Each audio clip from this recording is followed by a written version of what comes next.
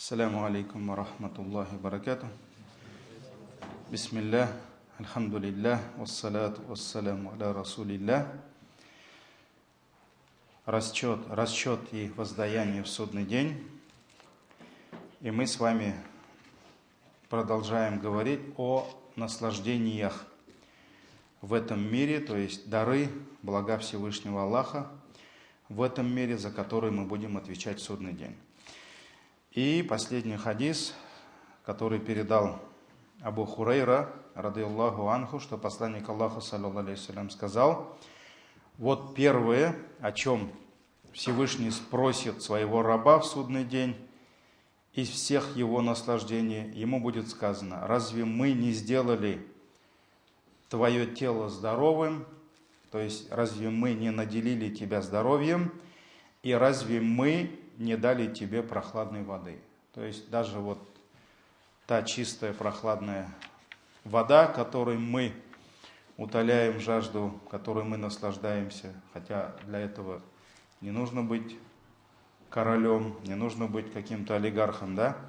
И здоровье. Здоровье, которое у нас есть, альхамдулилля, которым мы нуждаемся с вами, то есть это наши глаза, наши уши, руки, ноги,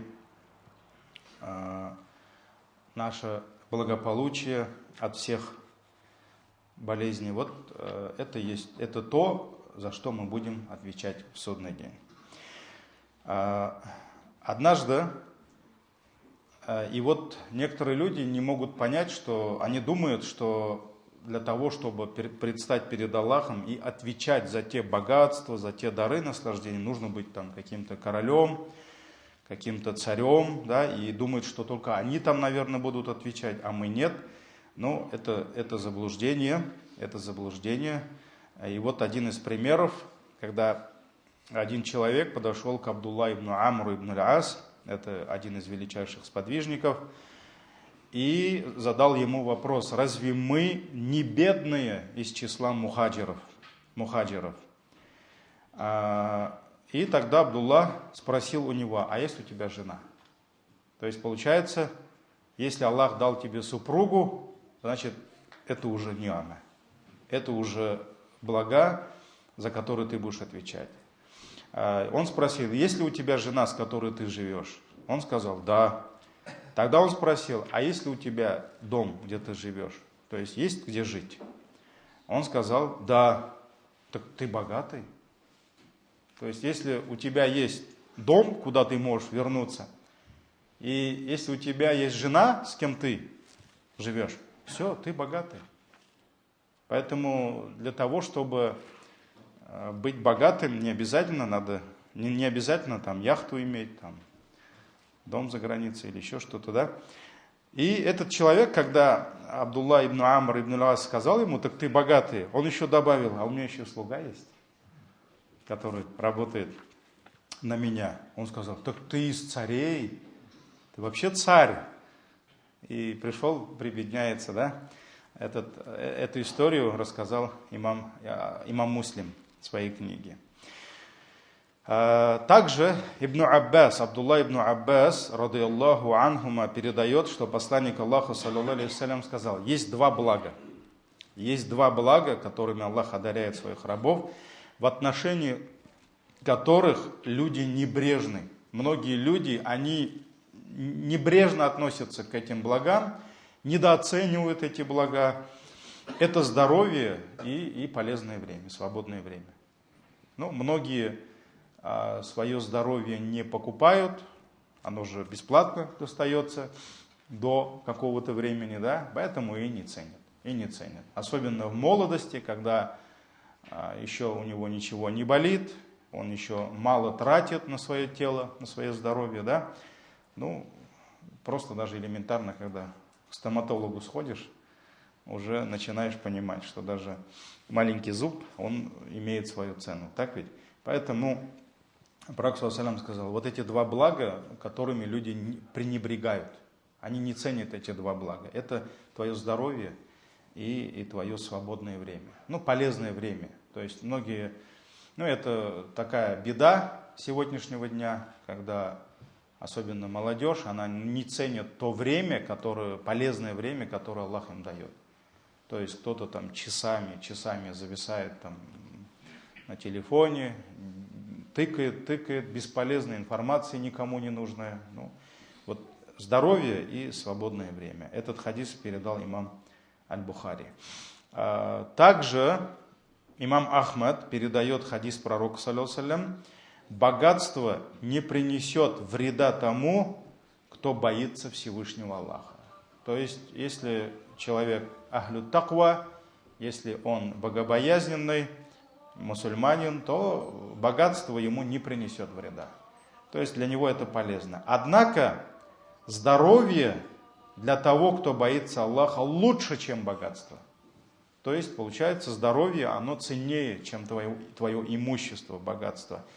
А спокойствие души также относится к милостям и дарам Всевышнего Аллаха. Вот в этом хадисе пророк, саллаллаху алейхи ва саллям, назвал 3 земных наслаждения, 3 земных благ. Это получается богатство, которое может и вред принести. Так ведь? Потому что кто-то посредством его денег, имущества, он сбивается с пути, он перестает намазы совершать, там, мечеть посещать. Когда у него денег нет, он где-то там, постоянно дуга делает все время, а потом раз потерялся, оказывается, долги отдал все, там, у него этот бизнес пошел, все, его нет в мечети. Вот поэтому богатство – это испытание для сильных верой. Поэтому первое – богатство, второе – здоровье, и третье – даже то, что у тебя сердце спокойное, вот ты живешь и спокойное сердце, да, то вот это тоже дар, за который ты в судный день будешь отвечать. А в некоторых хадисах говорится о том, как Всевышний будет спрашивать у нас в судный день за вот те дары, которые Он нам дал. Так ведь? Вот, например, Абу Хурейра, радийаллаху анху, передает, что посланник Аллаха, саллаллаху алейхи ва саллям, сказал: встретит Господь раба своего в судный день и скажет ему: о такой-то, ну, по имени его отца, разве я не почтил тебя, не возвысил тебя и не даровал тебе супругу? То есть Аллах начинает перечислять те блага, те дары, которые Он дал своему рабу. Разве я не подчинил тебе лошадей и верблюдов?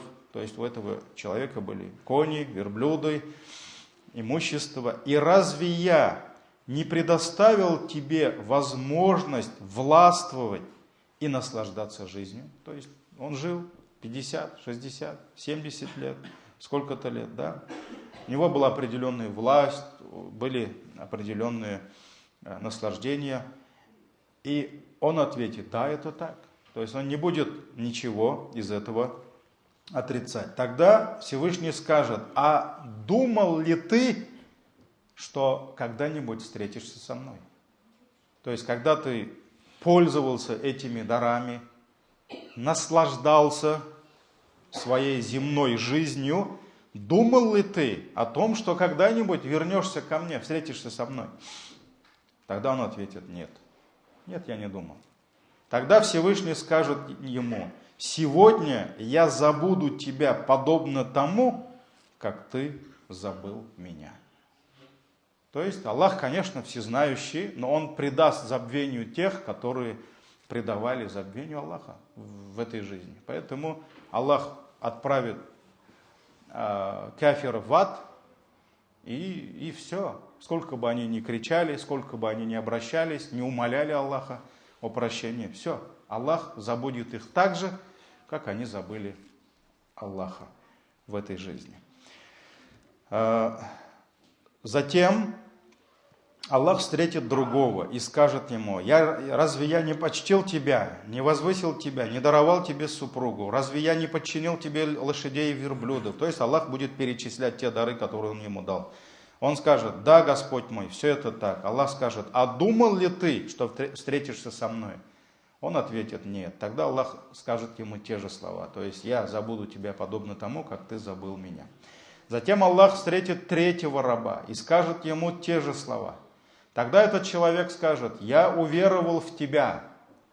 То есть Аллах перечислит те дары, которые он ему дал, и скажет: а думал ли ты о том, что когда-нибудь вернешься ко мне? Этот человек скажет: я уверовал в тебя, я уверовал в твою книгу, в твоего посланника, я совершал намазы, постился и раздавал садака. И вот так он начнет перед Аллахом расхваливать себя.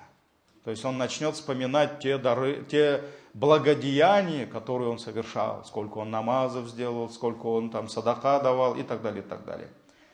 Тогда Аллах скажет ему: стой здесь, стой здесь. Потом ему будет сказано: сейчас мы пошлем свидетеля против тебя. И он подумает: кто же может быть свидетелем против меня? То есть кто, кого, интересно. Тогда Аллах запечатает его уста. То есть Аллах закроет его рот, которым он себя расхваливал, да? И вместо его рта Аллах прикажет его органам его тела говорить за него. То есть вместо его языка Пророк ﷺ сказал: начнет говорить его бедро, его ноги, его плоть, его кости. И все они начнут рассказывать о его деяниях, которые он совершил с помощью них. То есть получается, у нас эта тема была, получается в судный день не то, что у грешника или у кафира, не то, что его близкие, дети будут говорить против него. Аллах закроет ему рот, и даже его тело, его органы начнут говорить против него. Руки будут рассказывать, как он забирал чужое, или поднимал руки не по праву. Глаза будут рассказывать, куда он смотрел посредством этих глаз. Ноги будут рассказывать, где они ходили. Поэтому все будет свидетельствовать против него. И это будет сделано, чтобы разрушить его оправдание. То есть он же говорил: я намаз делал, я уразу держал, постился, садака давал. И это будет сделано для того, чтобы разрушить его оправдание. И это и есть лицемер. То есть это был мунафик, в сердце которого было неверие.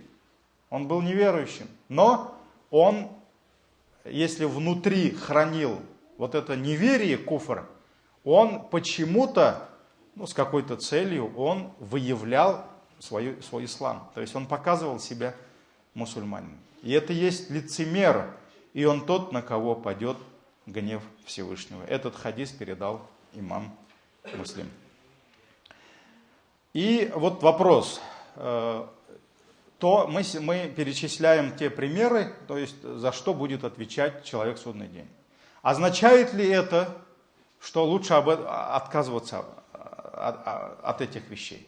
Да, человек может отказаться от, может быть, роскоши, от богатств, да, каких-то яхт и так далее, даже если у него это будет возможно это. Но мы говорим про воду. Человек не может жить без воды. Мы говорим про элементарное здоровье. Человек не может отказаться от них. Поэтому, в каком бы он положении ни был, он будет отвечать в судный день за эти дары, которыми он пользовался. Но что означает отвечать? Вот здесь мы должны правильно понимать, потому что есть люди, которые могут сказать: нет, я лучше пешком буду ходить, чтобы за машину не отвечать. Да? Или у него альхамду Аллах ему денег дает, а он ездит на старой машине, мучает себя, свою семью, когда ему говоришь о, брат, вот у тебя же деньги есть, что ты, байхайрши было берисим, да? Купи что-нибудь приличное, теплое, не знаю, удобное, безопасное, для себя, для семьи. Он говорит: нет, в судный день опять отвечать за это надо будет, да?